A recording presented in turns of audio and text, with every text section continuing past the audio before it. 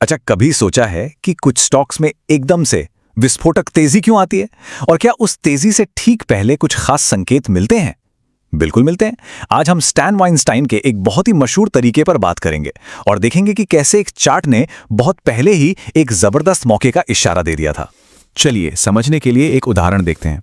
ये एप्पल का एक पुराना चार्ट है। देखिए कितना साफ और पावरफुल ब्रेकआउट है। आज की तारीख में इसे देखकर कोई भी कहेगा, अरे वाह, ये तो खरीदने का एक परफेक्ट मौका था। और इस परफेक्ट ट्रेड का नतीजा क्या हुआ?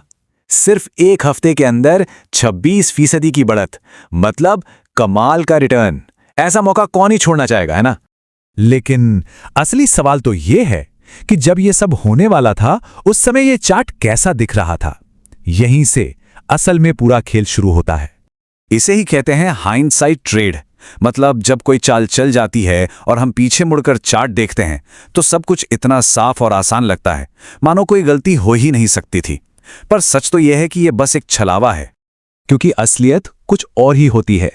ट्रेडिंग में हम हमेशा चार्ट के दाहिने किनारे पे होते हैं, जहां आगे क्या होगा किसी को नहीं पता, और उसी अनिश्चितता में फैसले लेना सबसे मुश्किल काम है। और देखिए, ये स्लाइड इस फर्क को बिल्कुल साफ कर देती है।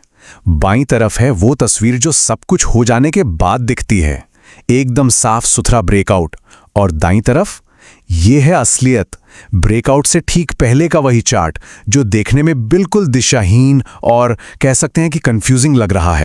तो बात सीधी सी है, रियल टाइम में जब मौका बन रहा होता है तब वो अक्सर एक उलझे हुए चॉपी मैस जैसा ही दिखता है, और ज्यादातर लोग इसी उलझन में सही मौका गवा देते हैं। लेकिन इस उलझन के अंदर भी एक पैटर्न, एक संरचना छिपी होती है। अगर हम उस संरचना की भाषा को पढ़ना सीख लें तो हम उस मैस को समझ सकते हैं। इसी को बेस का एनालिसिस कहते हैं, यानी स्टॉक की नींव को समझना। तो एक बेस बनने की कहानी में पहला बड़ा मोड़ आता है सेलिंग क्लाइमैक्स का।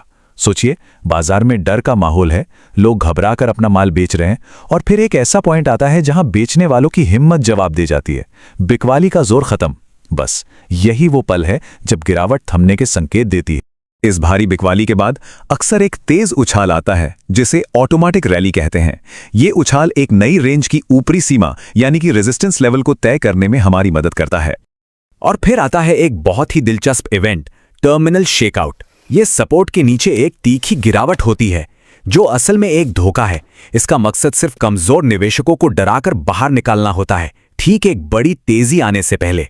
ये एक तरह का आखिरी टेस्ट है, ये देखने के लिए कि अब स्टॉक सिर्फ मजबूत हाथों में बचा है। अच्छा, तो अब हम बेस की कहानी को समझना सीख गए हैं, पर सवाल वही है, हम सही टाइम पर एक्शन कैसे लें? चलिए अब उन 4 सबसे जरूरी संकेतों पर ध्यान देते हैं जो बताते हैं कि स्टॉक अब उड़ान भरने के लिए तैयार है। देखिए, एक मजबूत ट्रेड सेटअप के लिए 4 चीजों का एक साथ आना बहुत जरूरी है। प्राइस का बर्ताव कैसा है, ब्रेकआउट के समय वॉल्यूम कितना है, उसकी रिलेटिव स्ट्रेंथ कैसी है, और हाँ, ओवरऑल मार्केट का माहौल कैसा चल रहा है। पहला सिग्नल है प्राइस एक्शन।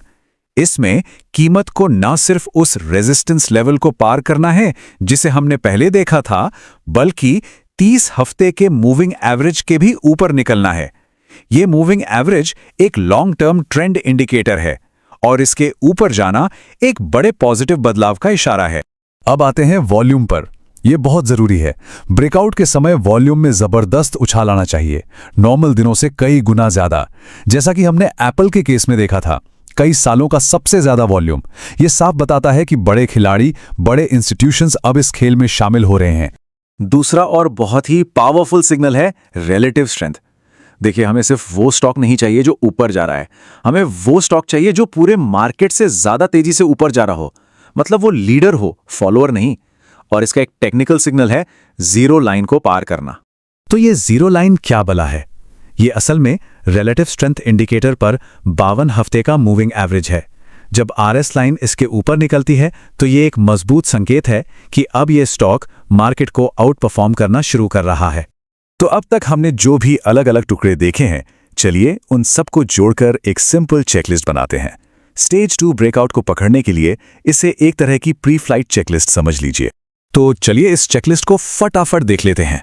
सबसे पहली बात, स्टॉक एक स्टेज 1 बेस में होना चाहिए, मतलब एक बड़ी गिरावट के बाद वो एक दायरे में रुका हुआ हो, फिर एक साफ रेजिस्टेंस लेवल बना हो जिसे उसने कई बार टेस्ट किया हो। तीसरी और सबसे जरूरी बात, प्राइस उस रेजिस्टेंस और 30 हफ्ते के मूविंग एवरेज दोनों के ऊपर निकले। और हाँ, ये ब्रेकआउट हल्के फुल्के वॉल्यूम पर नहीं बल्कि जबरदस्त वॉल्यूम के साथ होना चाहिए। और आखिर में लगभग उसी समय रिलेटिव स्ट्रेंथ भी अपनी जीरो लाइन को पार कर जाए। जब ये सब एक साथ होता है तब बात बनती है।